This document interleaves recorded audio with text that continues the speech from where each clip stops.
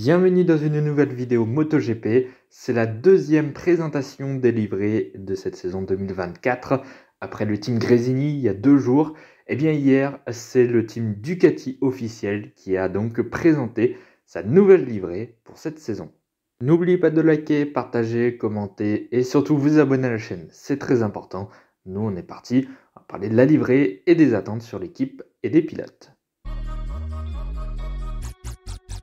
Bon, je pense qu'on s'y attendait tous, la Ducati officielle, elle est rouge. Je pense que ça a choqué personne. Toutefois, le rouge de la Ducati a changé, puisque l'année dernière, la Ducati officielle était rouge foncé. Cette année, elle sera rouge clair. Et je peux vous dire que j'aime bien cette livrée. Franchement, le rouge clair va très bien à cette moto. À part ça, pas de gros changements. Les sponsors restent globalement les mêmes.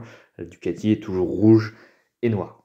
Voilà, ça change pas. Du côté de l'aéro, j'ai pas grand chose à dire parce que je pense que Ducati n'a pas dévoilé sa vraie moto pour 2024. Il reste encore plus d'1 mois avant le début de la saison au Qatar. Donc ouais, je pense qu'ils ont plutôt pris la moto 2023 avec les couleurs de 2024, ni plus ni moins. Ou alors j'ai pas les yeux en face des trous, je sais pas. On peut globalement noter seulement l'ajout de petites ailettes au niveau du garde-boue à l'avant de la moto. Bon après voilà, quelques petits changements peut-être au niveau de l'aéro, mais rien d'exceptionnel. Je pense pas que ce sera la vraie Ducati qu'on verra en termes d'aéro en tout cas. C'est bien simple, ces 2 dernières saisons, Ducati a arraché tous les titres mondiaux. Pilote, constructeur et par équipe. Même si, c'est vrai, en 2023, le titre équipe c'était plus pour Pramac. Mais bon, ça reste Ducati. Bon, avant cette saison 2024, qu'est-ce qu'on peut attendre de Ducati? Qui gagne des titres, ni plus ni moins en fait. Au moins le titre constructeur, quoi. Le titre constructeur, il est quasiment acquis déjà. Franchement, je vois pas KTM ou Aprilia ou encore moins les motos japonaises aller chercher le titre constructeur face à Ducati. L'armada de 8 motos face aux 4 Aprilia, aux 4 KTM, aux 4 Honda et aux 2 Yamaha. Franchement, je pense que Ducati va plier encore une fois le championnat des constructeurs. Il n'y aura pas de souci là-dessus. Au niveau du titre par équipe, là, ça va se disputer un petit peu plus. Alors, je pense que le titre par équipe reviendra à une équipe Ducati, mais laquelle? Parce qu'il y a le team officiel et ils sont passés à côté du titre l'année dernière à cause surtout des mauvaises performances d'Enea Bastianini. On en parlera un petit peu plus tard. Sinon, je pense qu'ils auraient pu se battre un petit peu plus pour le titre par équipe, qui est revenu quand même à une équipe Ducati avec l'équipe Pramac. Il faudra surveiller les équipes VR46 et Gresini, on ne sait jamais. Ouais, le titre par équipe, je pense que ça reviendra à une équipe Ducati. Mais là, dans cette vidéo, on est consacré au team officiel.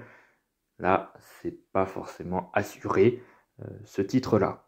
Mais bon, au vu de ce que donne Ducati depuis plusieurs années maintenant, tout ce qu'on attend, c'est le titre constructeur, le titre par équipe, team officiel ou team privé, honnêtement, peu importe, j'ai envie de dire.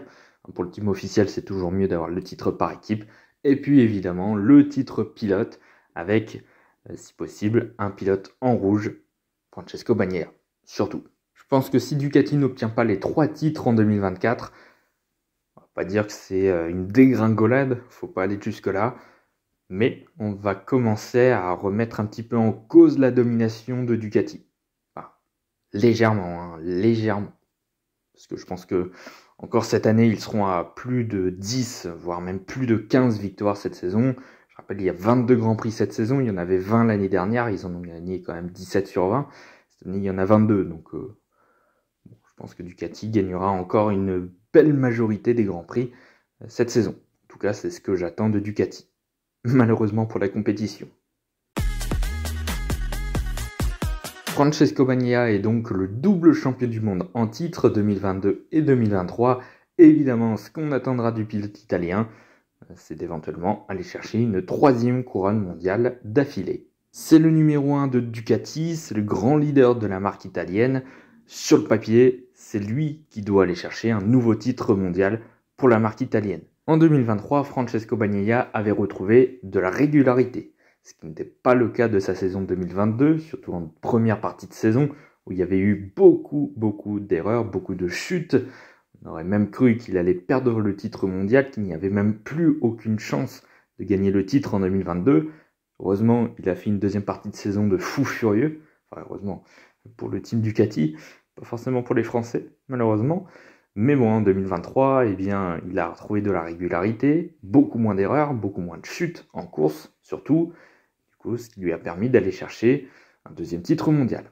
S'il avait eu la régularité de 2022, je peux vous dire que Jorge Martin aurait été champion du monde. Il n'y a aucun doute. On peut dire que Francesco Bagnaia a effacé son plus gros défaut l'année dernière, la régularité. À part ça, je vois pas trop de défauts pour Francesco Bagnaia. La qualification, il est très rapide.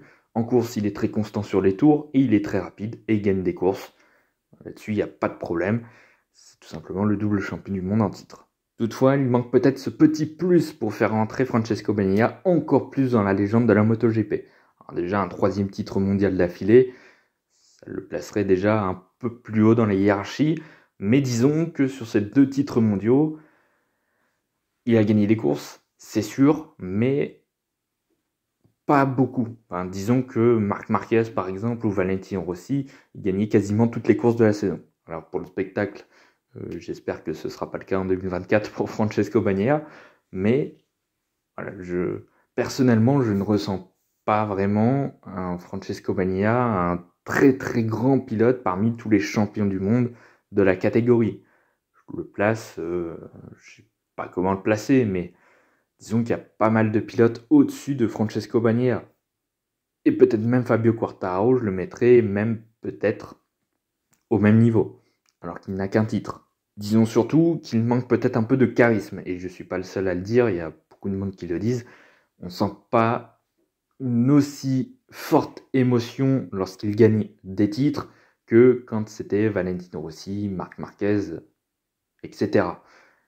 Peut-être un petit peu de retenue de la part de Francesco Bagnaia, ce qui le fait descendre peut-être un peu dans les hiérarchies. Ok, il a des titres, mais après, côté émotion, on en manque un petit peu.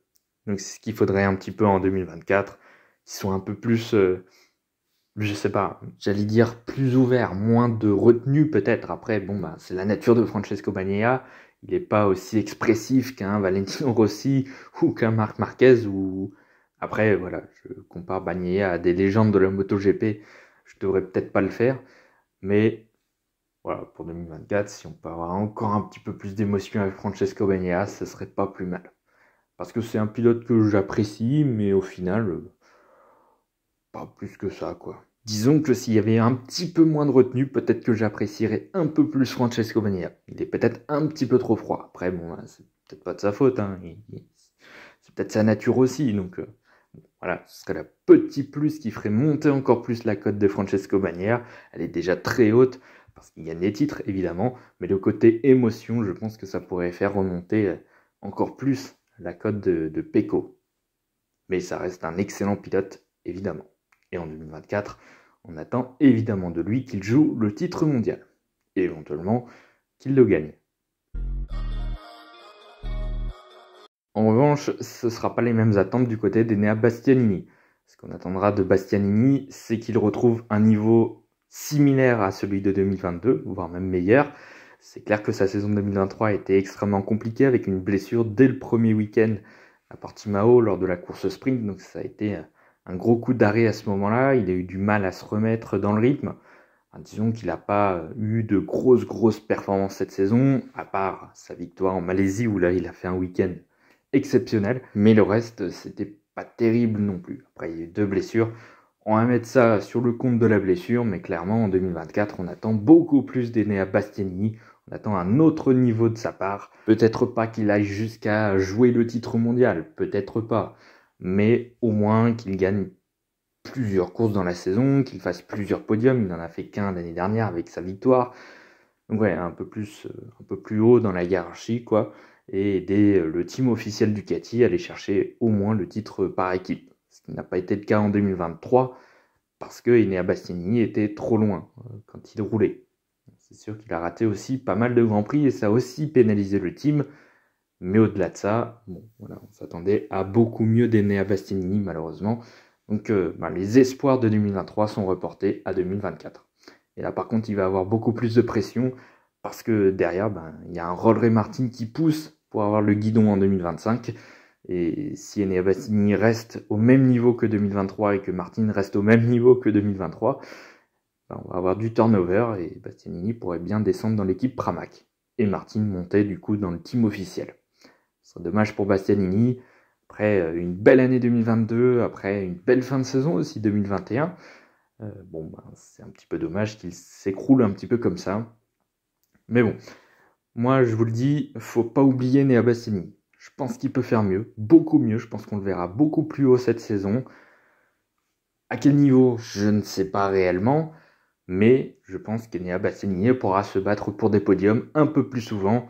Je pense qu'il peut faire au moins 6-7 podiums dans la saison. Ce serait déjà pas trop mal. Après voilà, ça dépend aussi du niveau des autres pilotes Ducati. Donc on peut pas trop se situer. Mais je pense que Enea Bastianini sera quand même un peu plus haut. Je pense qu'il sera dans le top 7 au championnat des pilotes. Si c'est mon petit pronostic, je donnerais Bastianini dans le top 7 au championnat des pilotes. Un truc comme ça. Voilà, c'est la fin de cette vidéo. Merci d'avoir écouté jusque-là. N'oubliez pas de liker, partager, commenter et surtout vous abonner à la chaîne, c'est très important. Nous, on se retrouve dans 2 jours, je crois, pour la prochaine livrée. Ça va être le team Trackhouse, le tout nouveau team américain de cette saison du côté de chez Aprilia qui va dévoiler sa livrée pour la saison 2024. Alors, il y a eu un premier dévoilement l'année dernière avec cette machine complètement américaine, enfin aux couleurs des États-Unis. On verra si ce sera la même livrée ou non. Normalement oui. Enfin bref, on en parlera dans 2 jours de cette équipe Trackhouse. Ah, dans 2 jours du coup.